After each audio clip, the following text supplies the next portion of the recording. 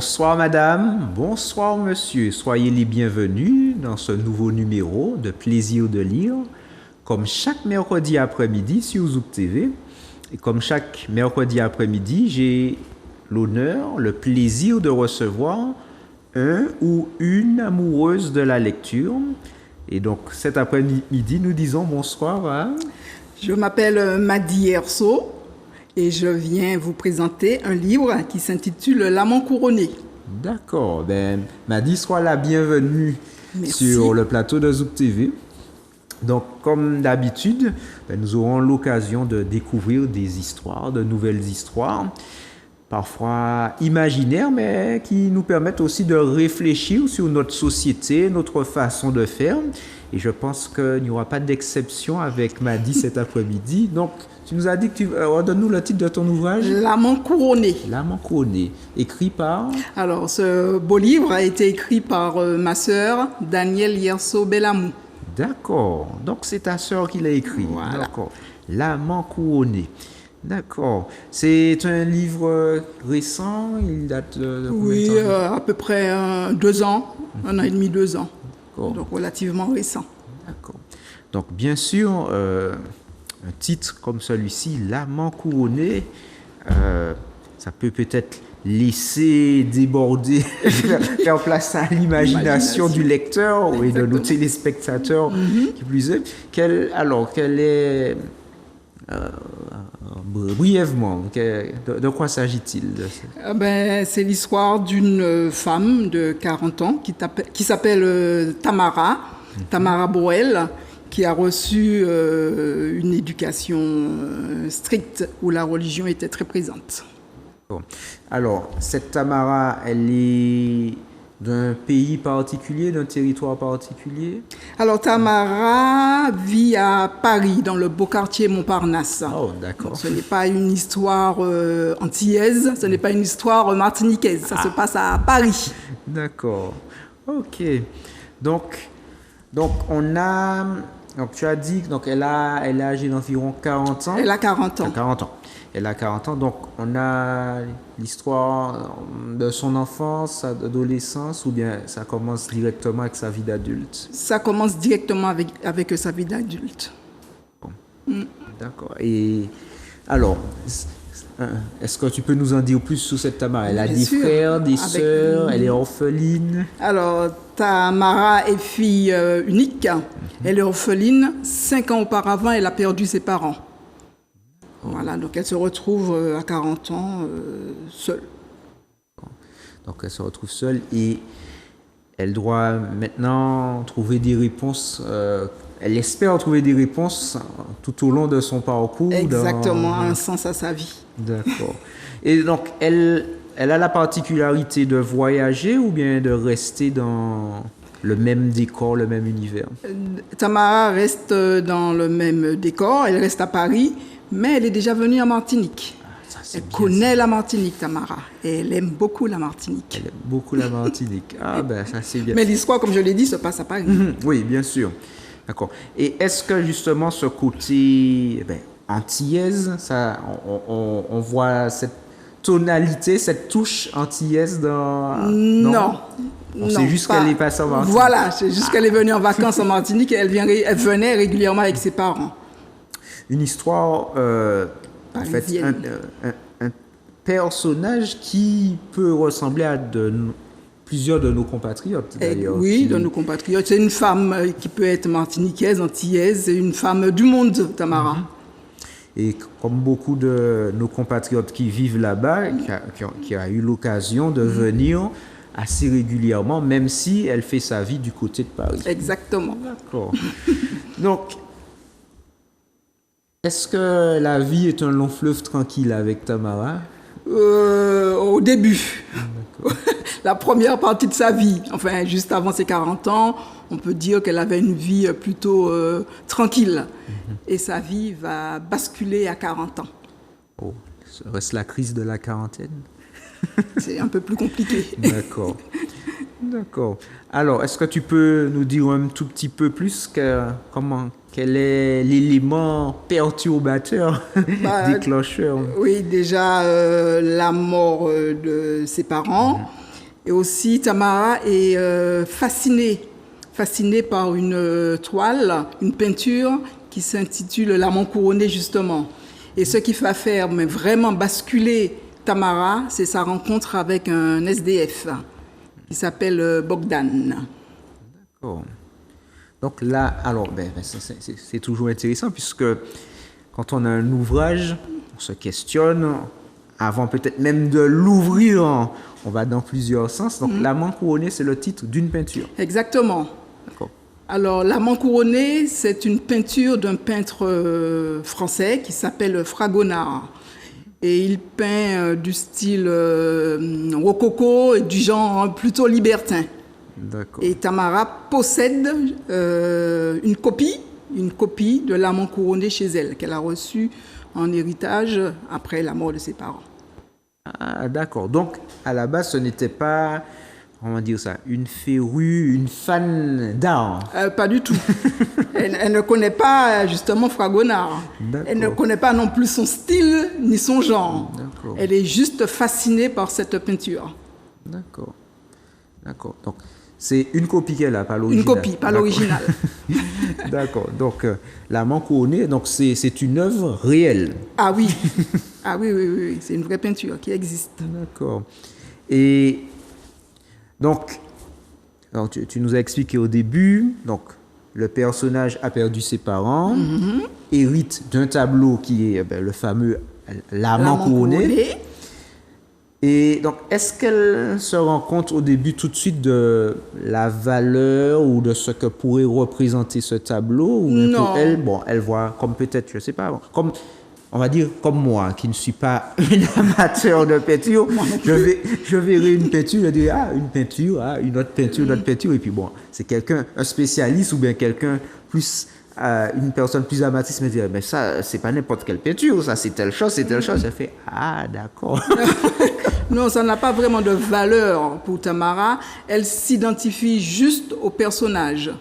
En fait, la toile représente une femme qui a l'air autoritaire, hautaine, et elle semble mettre sur la tête d'un homme qui se trouve à ses pieds une couronne de fleurs.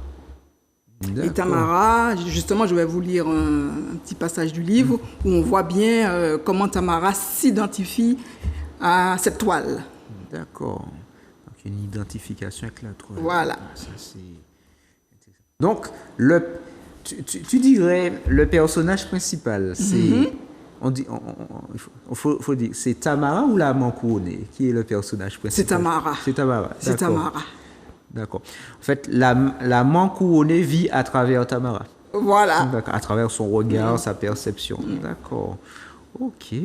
Et bon, son amant couronné, je ne vais pas trop non plus raconter le livre, son amant couronné va vivre au travers de Bogdan, ce fameux SDF. Mais je ne vais pas trop en parler. Vous voyez, le livre n'est pas très épais, donc je ne veux pas non plus raconter l'histoire. Je veux que vous découvrez vous-même le livre, qui est très intéressant, très prenant. Lorsqu'on le débute, on veut absolument aller enfin connaître la fin parce que c'est prenant, c'est passionnant. D'accord.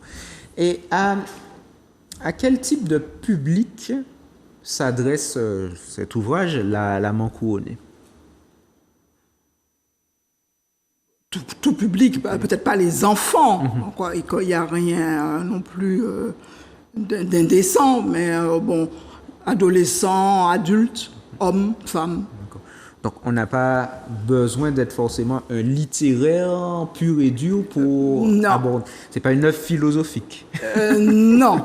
Daniel Massiot, qui écrit le livre, elle est passionnée de philosophie, mais non, c'est un thriller. Voilà, c'est pas un livre sur la philosophie.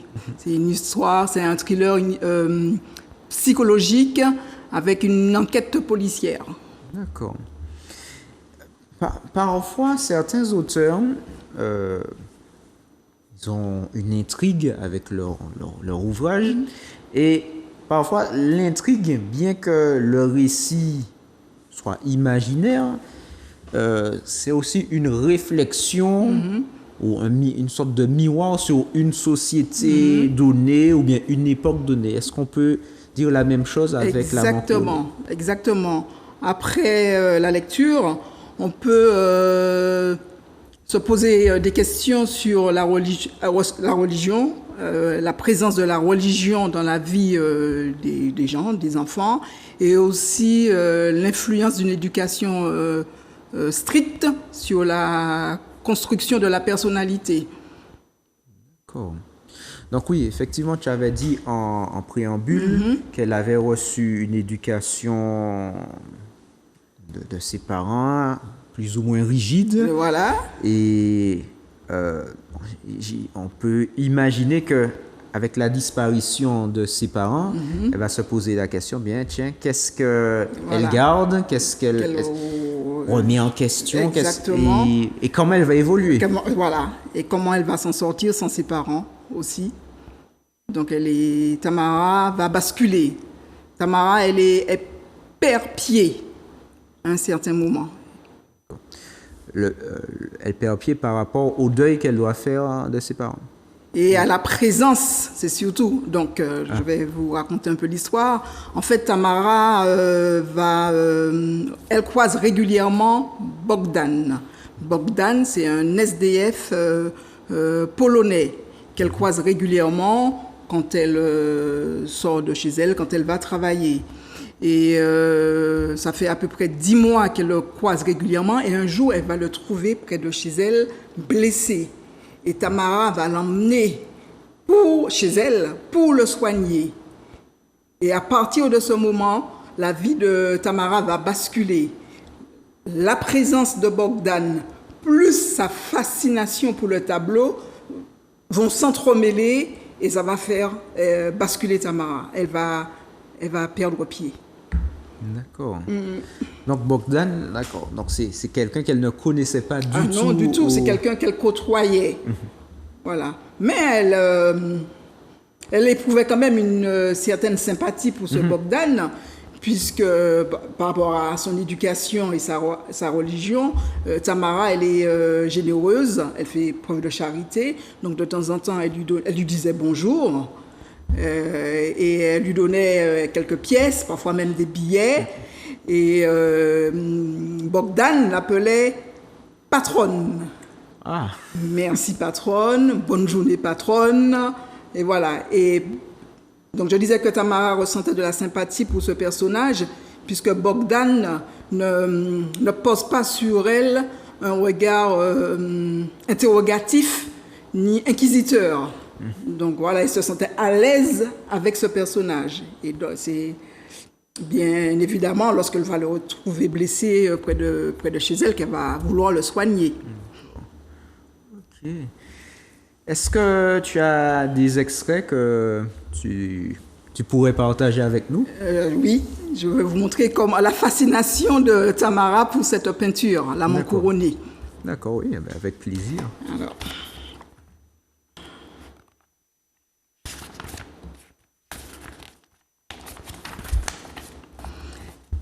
Alors, elle avait, durant son adolescence, pris pour habitude de regarder les détails de cette toile devenue depuis sa propriété et s'identifiait à la flagonneuse représentée sur la peinture. La couleur de ses cheveux lui rappelait la sienne et la coiffure tressée qu'elle dévoilait laissait à penser qu'elle portait une aussi longue chevelure qu'elle. La célibataire aux 1000 insatisfactions avait sa propre interprétation des personnages figurant sur cette peinture. Elle ne connaissait pas son auteur, ni ce qu'il a voulu exprimer. Cependant, elle avait son explication. La jeune fille sur cette toile ressemblait à une enjôleuse qui arrivait toujours à ses fins. À ses yeux, elle renvoyait une image autoritaire, dominatrice, hautaine face à ce jeune homme qui, au contraire, lui paraissait plutôt soumis et obéissant. Ce dernier avait l'air d'attendre fièrement sa couronne, à l'instar d'un enfant languissant après sa récompense, alors qu'il venait de croquer la fève dans la part de galette. Elle était assez troublée par cette demoiselle, mi-rousse, mi-blonde, au long cou et au corps élancé. Elle trouvait qu'elle lui ressemblait. Enfant, c'est à travers cette toile qu'elle s'évadait. C'est à travers ce personnage qu'elle s'était inventé une seconde vie. C'était comme une sorte de fenêtre par laquelle elle s'échappait pour aller faire des bêtises.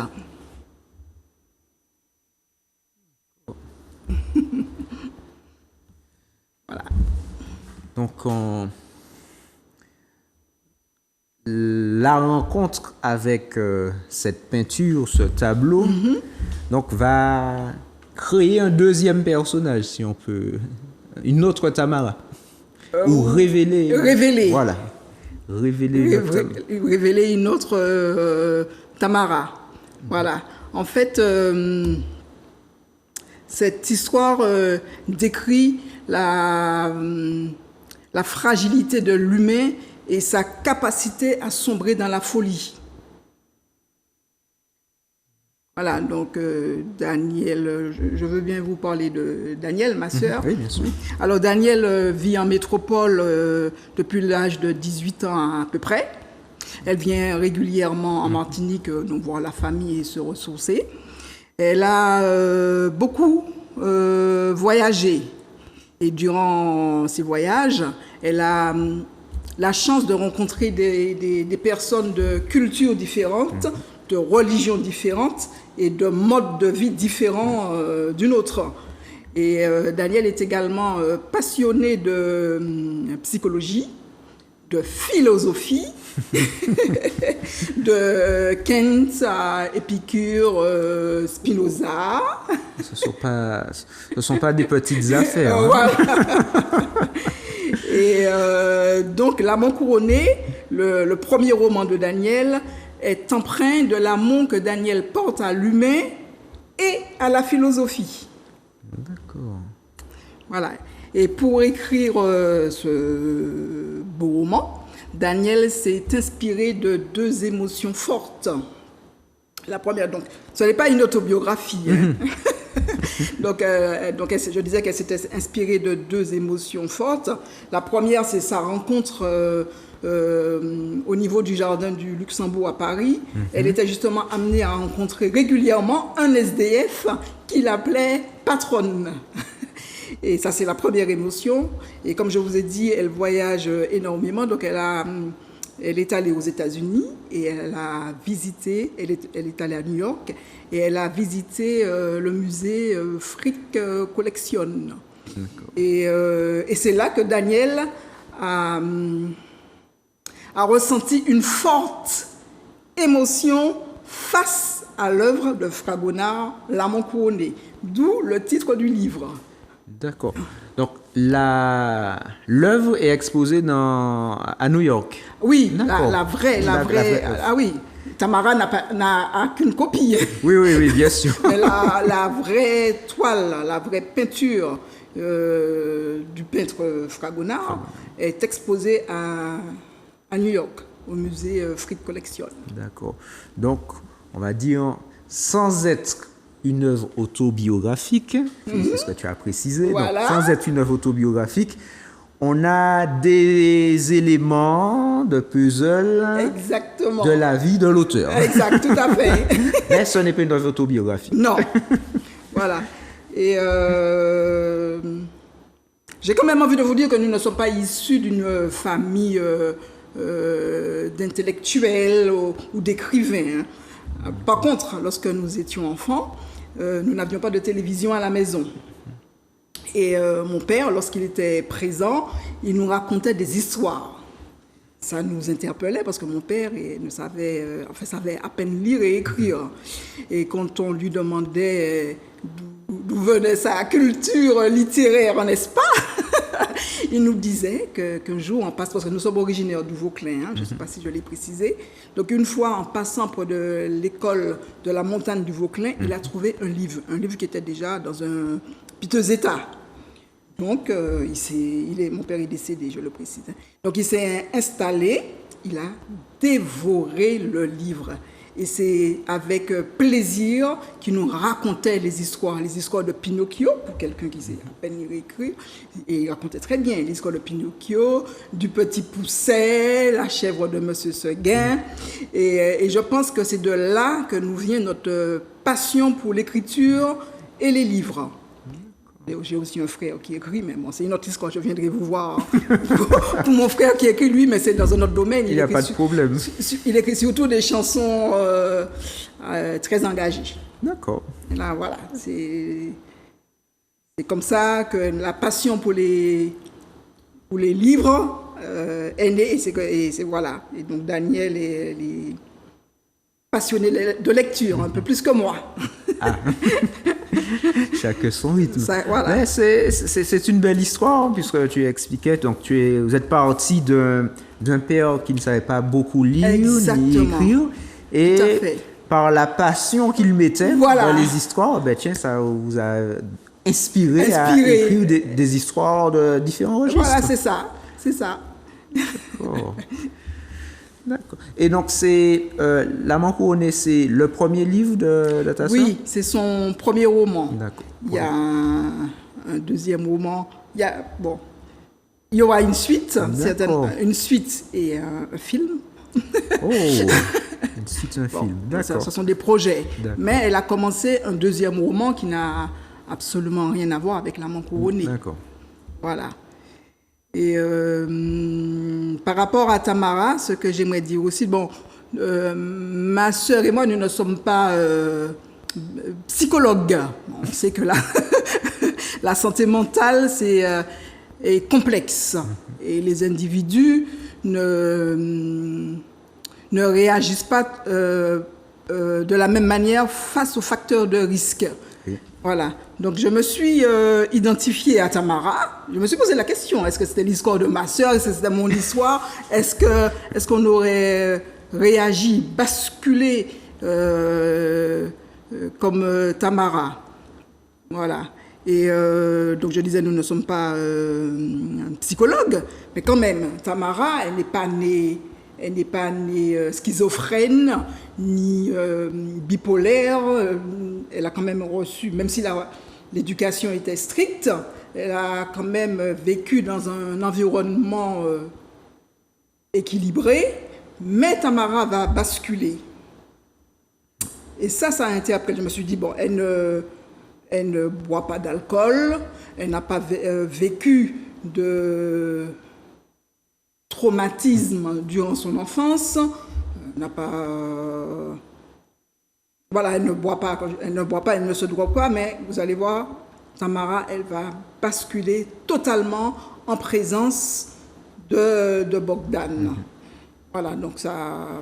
Est-ce que c'est... non, justement, le roman, est-ce qu'il ne met pas l'accent ou bien la lumière sur l'environnement qu'on a, les personnes que nous côtoyons qui peuvent être... il y a des personnes...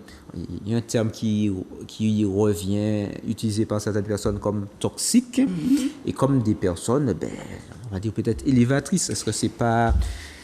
Non. Tamara, je pense qu'elle a subi. Tamara, elle a subi son éducation, elle a subi sa religion. Et je pense que c'est pour ça qu'elle a basculé. C'est pour ça aussi, je trouve qu'elle ne me ressemble pas, elle ne ressemble pas non plus à ma sœur. Alors, j'explique pourquoi. Parce que, pour la petite histoire, lorsque nous étions enfants, vers 10-11 ans, il fallait faire sa première communion. Et avant de faire sa première communion, il fallait se confesser. Il fallait trouver 5 péchés. Trouver les 5 péchés, se confesser et avoir le fameux passeport pour faire sa première communion. Et ma sœur et moi, nous avons un an d'écart. Donc nous nous ressemblons beaucoup sur beaucoup de domaines. L'éducation, nous nous ressemblons beaucoup. Et donc je reviens à mon histoire et à l'histoire de ma sœur. Et nous n'avons pas subi. Alors pourquoi? En fait, nous sommes un petit peu, par rapport à cette confession qui nous a traumatisés, nous sommes retirés de la religion. Pourquoi? Parce que en fait, on trouvait, on était enfants, hein, que c'était bon, peut-être pas malsain, mais c'est quand même particulier de demander à un enfant de 10, 11 ans de trouver des péchés. Et ma sœur et moi, nous étions obligés de trouver, d'inventer des péchés. Du style, j'ai tapé mon voisin, j'ai volé du sucre dans le supermarché, au lieu d'aller à la messe, je suis allée au cinéma, c'était faux. Et ce qui nous a le plus traumatisé, je vais dire, le mot est peut-être un peu fort, mais ce qui nous a poussé à nous retirer tout doucement, c'est que, comment je peux dire ça, lors de la confession, le prêtre, le curé, il se mettait dans une colère, vraiment dans une colère, parce qu'il trouvait, bon, jusqu'à ce présent, je ne sais pas vraiment pourquoi, mais avec un petit peu de recul, je me dis peut-être qu'il trouvait que les péchés n'étaient pas assez croustillants. En tout cas, ces événements, en plus, nous avions constaté que les dames qui faisaient le catéchiste, je pense qu'elles s'appellent les catéchistes, les catéchistes, elles étaient souvent méprisantes et méchantes.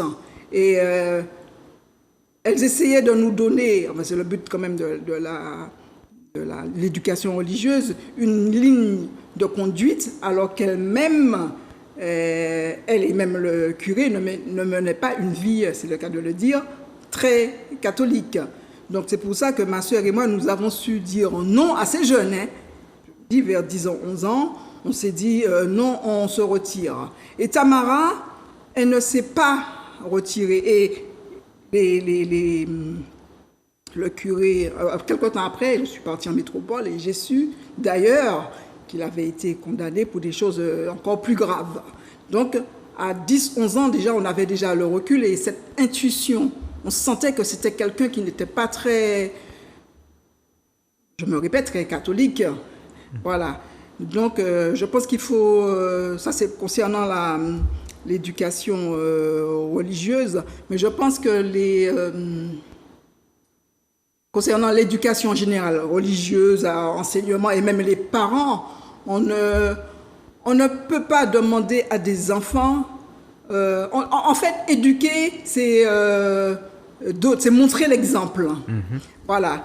Et on ne peut pas demander à son enfant ou à un enfant attends le mariage, par exemple, avant d'avoir des rapports sexuels, alors que toi-même, tu n'es pas marié. On ne peut pas demander à un enfant de faire du sport. Tu sais, un parent ne peut pas dire à son enfant pourquoi tu ne fais pas du sport, alors que toi-même, tu n'en fais pas. Tu ne peux pas demander à un enfant de faire attention à ce que tu manges, alors que toi, tu t'achètes des chips, du n'importe quoi, et tu grignotes devant ton enfant. Donc, éduquer, c'est montrer l'exemple pour moi. Et donc, c'est ce qui a fait que, avec ma sœur, donc on a su dire non à nos parents pour certaines choses, non à la religion, non. Et une fois qu'on a dit tout cela, je me suis demandé pourquoi, mais qu'est-ce qu'il faut faire? Comment on arrive à dire non? Et comment on arrive à ne pas basculer comme Tamara? Comment on arrive à ne pas subir? Et j'ai trouvé une réponse. Je me dis que Tamara, elle a appris à aimer Dieu, aimer sa religion, certainement aimer ses parents. Tamara ne s'aimait pas. Et je pense que l'amour de soi, c'est quelque chose quand même qui peut nous aider et à la limite nous sauver. S'aimer, c'est pas être égoïste ou narcissique.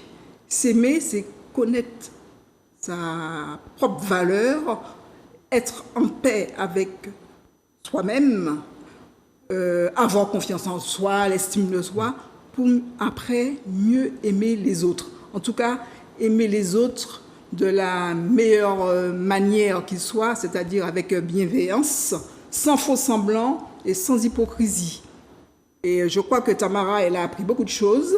Son éducation était stricte, mais elle n'a jamais su s'aimer. C'est une femme qui est mignonne, hein, mais elle a un complexe physique. Au niveau de la bouche, elle a une petite cicatrice due à une opération quand elle était jeune. Et Tamara, elle se cache. Donc Tamara ne s'aime pas physiquement. Elle n'aime pas sa vie. Elle ne s'aime pas. Et je pense que c'est pour ça qu'elle a basculé de l'autre côté. Et c'est peut-être pour ça que, je ne veux pas faire pleurer dans les chaumières, mais j'ai eu une enfance compliquée avec, dans la famille, nous avons eu une enfance assez difficile, en tout cas misérable financièrement, mais nous n'avons pas basculé pour autant. Et la confiance en soi, l'amour de soi est quand même... c'est important pour grandir. Et puis pour savoir dire non, on n'est pas toujours obligé de dire oui. On peut dire papa, maman, je ne suis pas d'accord avec toi, je ne suis pas d'accord avec telle institution. On n'est pas obligé de subir. La vie, elle est trop belle pour la subir. Est-ce que par rapport à ce que tu dis, c'est pas lié aussi au caractère et aux personnalités de chaque individu? Ils ne sont pas forcément les mêmes. Oui. Peut-être que toi, tu et ta sœur, vous avez une personnalité plus affirmée, peut-être plus tendance à dire réellement ce qu'elle pense, tandis que peut-être d'autres personnes, sans pour autant être d'accord, n'exprimeraient pas, en tout cas verbalement, le désaccord, dirait bon, je laisse, mais bon, je suis pas d'accord, mais je ne dis rien. Et puis, bon, peut-être avec Tamara, ce serait ça, et puis au bout d'un moment, tous les événements, et puis un moment, bon, ce que tu appelles peut-être basculer, et on a parlé tout à l'heure, révéler aussi, c'est peut-être pour une fois, elle exprime, entre guillemets, son vrai moi. Peut-être un moi qui était refoulé. Là aussi, je ne suis pas psychologue ni psychiatre. Mais peut-être pendant des années, elle jouait un personnage peut-être qui voulait plaire soit à ses parents, soit à la société. Et puis un moment, elle a dit, mais peut-être, non, ça, c'est pas moi. Voilà. Ça ne me plaît pas. Moi, je suis comme ça, ou bien je veux exprimer les choses différemment aujourd'hui. C'est exactement ça. D'accord. Mais sa prise de conscience, quand même, elle est brutale. Donc, on voit bien qu'elle n'a... Bon, je ne veux pas critiquer, je suis moi-même maman, critiquer l'éducation, mais l'éducation n'était peut-être pas la bonne, sinon elle n'allait pas basculer quand même. Elle n'allait pas basculer, parce qu'elle a, comme je vous l'ai dit, elle a vécu quand même avec ses deux parents. Hein, c'est à l'époque, vu l'actualité et tout, c'est quand même difficile. Elle a quand même vécu avec ses deux parents. Elle n'était pas folle à la base. Elle travaille, Tamara. Oui. Tamara travaille, elle est chef comptable, donc, mais elle est renfermée. Elle participe quand même à la vie associative de son église. Elle est même trésorière de sa chorale.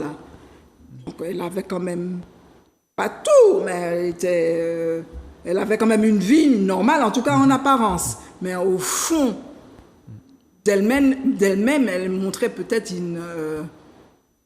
une autre image d'elle-même, une image pour la société. En tout cas, elle n'était pas elle-même.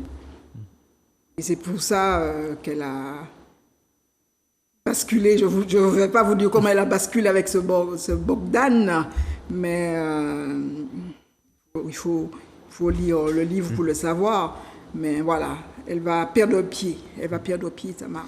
Bon, une autre chose aussi, sans vouloir essayer de défendre qui que ce soit, une chose aussi, des fois les êtres humains changent dans le sens où, c'est vrai que, bon, c'est pour ça que la vie, elle est complexe, elle n'est pas... On ne peut pas mettre tout le monde forcément dans une case. Exact, peut-être pour certains, ça peut marcher, et encore peut-être à un moment T. Mais bon, elle, dans son cas, elle a accepté des choses. Et puis un moment, elle s'est dit, bon, j'ai accepté, mais peut-être je n'aurais pas dû. Là, je dis, stop, je n'accepte plus, je veux faire différemment.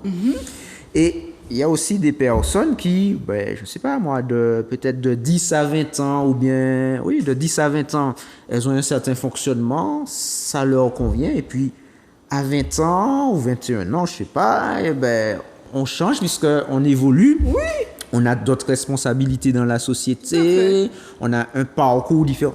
Tu as parlé justement de ta sœur qui voyage. Peut-être une personne qui, peut-être jusqu'à sa majorité, n'avait jamais voyagé ou serait resté uniquement sur son territoire. Et puis bon, tiens, va en Afrique, va en Asie, vois d'autres choses. Tu as parlé de mode de vie. Ça dit, tiens, j'ai toujours pensé qu'il n'y avait qu'une façon de faire. Ben, tiens, il y a cette façon. Ben, tiens, pourquoi je ne pourrais pas faire l'expérience? oui. Et puis, je me rends compte que, ben, tiens, 25 ans, 30 ans, ben, ce style de vie me convient mieux que ce que j'avais avant, qui me plaisait. Exactement. Mais maintenant, entre guillemets, je prends de l'âge, ben, cette façon de faire me convient mieux. Oui, oui. C'est apprendre au contact de l'autre. Et en voyager, c'est un enrichissement. Donc on peut changer, même physiquement, on peut se dire, moi je fais un petit régime. On peut changer son mode de vie, découvrir d'autres manières de consommer, devenir végétarien, vegan. On peut toujours évoluer, on peut toujours changer. Tamara, elle n'a pas changé. Elle a basculé. Tamara a basculé. Et c'est là la différence. C'est ça le problème. Tamara, elle a basculé. Et je me dis, si elle a basculé, je pense, je ne suis pas psychologue, mais Tamara a basculé, je pense, parce qu'elle ne s'aimait pas. Parce que quand on s'aime, on prend soin de soi. Quand on s'aime, on veut ce qu'il y a de meilleur pour soi. Autant physiquement qu'intellectuellement. Quand on s'aime, on se protège. Tamara, elle n'a pas su faire tout cela. Est-ce qu'on peut dire, du moment où elle bascule, est-ce qu'elle apprend à ce moment-là à s'aimer? Est-ce qu'elle fait des progrès à ce niveau-là? Ou bien, puisque tu avais parlé au début de subir, subir. Est-ce qu'elle continue de subir? Est-ce qu'elle agit? Et est-ce que les actions qu'elle place sont un signe de, bon, maintenant je prends soin de moi, maintenant je m'accorde plus de temps? Ou non? Ce sont les événements qui agissent, d'accord. Tamara, elle va toucher le fond en présence de Bogdan. D'accord. Le problème, c'est ce Bogdan. Ce Bogdan aussi, et puis et puis la toile, et pourquoi s'identifier à ce point, à cette toile. Et je ne sais pas si on a dit à un certain moment, c'est comme si c'était une fenêtre par laquelle, pourquoi elle voulait s'évader, pourquoi elle voulait fuir, c'est parce qu'elle n'était pas bien dans sa famille, elle n'était pas bien dans sa vie, elle avait besoin de s'évader. Là, elle s'est évadée, mais pas de la bonne manière. D'accord. Tu as dit qu'elle n'a pas de frère ni de sœur? Non. Ah, c'est dommage. C'est peut-être aussi un problème. Moi, je suis issue d'une famille nombreuse. C'est peut-être ça aussi. Peut-être si elle avait eu un frère ou une sœur, ou bien quelqu'un de très très proche, il y a l'expression frère de cœur, sœur de cœur. Peut-être. Mais il y a dans son église, justement, ce ne sont pas des copines, des connaissances, des gens qui voulaient la connaître un peu plus, la faire sortir. Mais Tamara, elle a toujours refusé. Elle était elle est solitaire, Tamara. Elle a subi aussi. Elle a tout subi, Tamara. Elle a subi la solitude. Mais elle n'a pas fait non plus d'effort d'aller vers les autres. Quand on l'invitait à des cocktails par rapport à son travail et tout, elle n'y allait pas. Et dès qu'elle est... Par contre, elle travaillait très bien, très consciencieuse. Lorsqu'elle est dans son bureau, elle mettait ne pas déranger sur son bureau parce qu'elle voulait être dans son monde, elle voulait pas... J'ai l'impression qu'elle voulait pas savoir ce qui se passait à l'extérieur. Elle était peut-être persuadée que Elle était peut-être persuadée que l'éducation que ses parents lui ont donnée était la bonne. Est-ce qu'on peut dire qu'elle finit bien? J'ai pas envie de raconter. Sans entrer dans les détails, mais puisque tu nous as donné un tableau, une situation où tout semblait aller bien, Oui. et puis un élément, voire deux éléments perturbateurs qui, c'est pas du tout le même personnage du début. Non. Est-ce qu'à la fin on continue ou bien il y a encore une autre transformation? Non, j'attends aussi la suite du livre. D'accord. Mais Tamara, elle va... je ne sais pas si elle va réussir à s'en sortir. Et j'aimerais préciser une petite chose. Aujourd'hui, je vous ai parlé de mon père qui nous a donné la passion des livres. Et cette confiance en nous, cet amour de nous-mêmes, je pense que c'est grâce à ma mère. Et aujourd'hui, c'est son anniversaire. Donc, j'aimerais souhaiter un joyeux anniversaire à ma mère. Et puis lui dire merci parce que c'était pas si facile, je l'ai dit. Mais elle nous a toujours dit aimez-vous. Apprenez à vous débrouiller. Et elle nous disait quelque chose aussi qui était quand même assez, pas violent, dur. Lorsqu'on nous étions petits, elle nous disait de toutes les façons, personne ne vous aime. Et s'il venait à m'arriver quelque chose, vous serez livré à vous-même. Et nous, c'est dur. Mais ça nous a appris à nous aimer, à avoir confiance en nous. Tellement que, vous voyez, ma sœur Danielle, elle a pu écrire son livre. Et moi, je suis, il faut quand même avoir de la... Elle n'a pas fait que ça, écrit. Danielle, elle peint, elle a créé des entreprises. Donc, elle a quand même confiance en elle. Elle a écrit ce beau livre. Et moi, je suis heureuse de partager ce moment avec vous et de vous parler de ce beau livre. Merci beaucoup. C'est... sur ces mots d'espoir et... Non, c'est une très belle chute. Merci beaucoup. C'est moi qui te remercie. Alors, est-ce que tu peux, pour redonner aux téléspectateurs le titre de ton ouvrage et puis le nom de l'auteur? Oui. Alors, le livre s'appelle L'amant couronné. Il a été écrit par ma sœur, donc Danielle Yersobel-Amou, aux éditions Baudelaire. D'accord. Merci beaucoup pour ce moment. Et cette tranche, cette touche sur l'éducation. Oui. Moi, c'est un thème qui me touche tout le temps. Oui. Bon, peut-être c'est parce que avant d'être parent et en étant parent, en vivant la vie de parent, notre regard sur la parentalité évolue.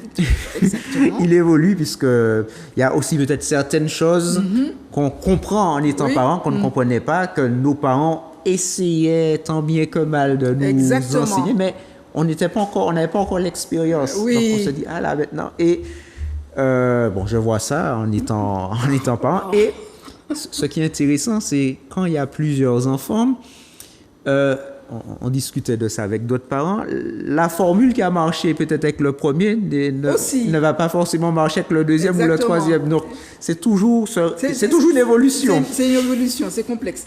Et puis aussi, on n'est pas obligé de reproduire l'éducation qu'on a reçue. On n'est pas obligé de la donner à nos enfants. Oui. Après, je pense que le plus important, c'est de faire de son mieux. Exactement. Il n'y a pas de recette.